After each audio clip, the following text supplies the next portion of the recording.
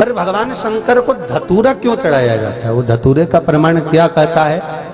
तो शिव महापुराण की कथा में रुद्र संहिता के अंतर्गत महाराज अगर आप पढ़ेंगे तो उसमें व्याख्यान वर्णन मिलेगा कि मनुष्य के जीवन में प्रतिदिन असत्य बोलने में आता है।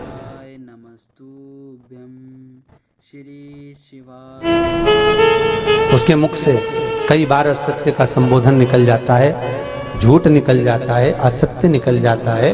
तो हमारे यहाँ शास्त्र कहता है सबसे पहला धतूरा भगवान शंकर को अगर किसी ने समर्पित करा था तो ब्रह्मदेव ने करा था महाराज। और उसका भी प्रमाण है कि हर चीज का प्रमाण होना चाहिए। देखो कि आखिर भगवान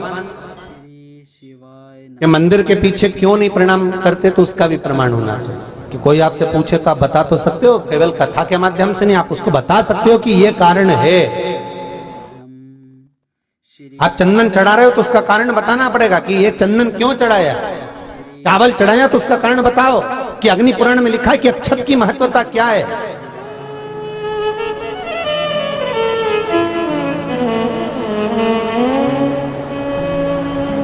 बेलपत्री चढ़ा रहे हो तो शिवलिंग का प्रमाण वर्णन करना पड़ेगा, लिंग पुराण को उठाकर बोलना पड़ेगा कि ये पार्वती का प्रतिबिंब है, ललिता जी का प्रतिबिंब है, सती का प्रतिबिंब है।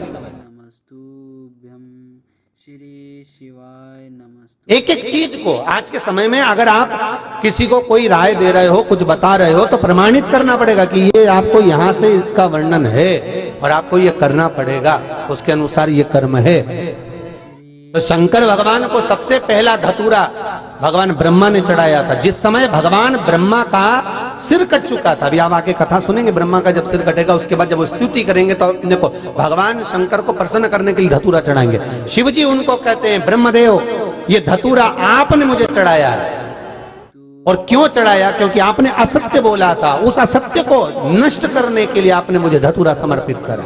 इसलिए हिंदू धर्म में नियम है, महीने भर में, 2 महीने में, 4 महीने में, 6 महीने में, साल भर में, 2 साल में, 1 साल में कम से कम एक धतूरा शंकर भगवान को समर्पित करना चाहिए। जिस दिन धतूरा समर्पित करो उसके पहले जितना समय निकला उसमें आपने अगर झूठ बोल भी दिया हो तो भगवान शंकर उसको नष्ट कर दें, इसलिए उस धतूरे का समर्पण होता है।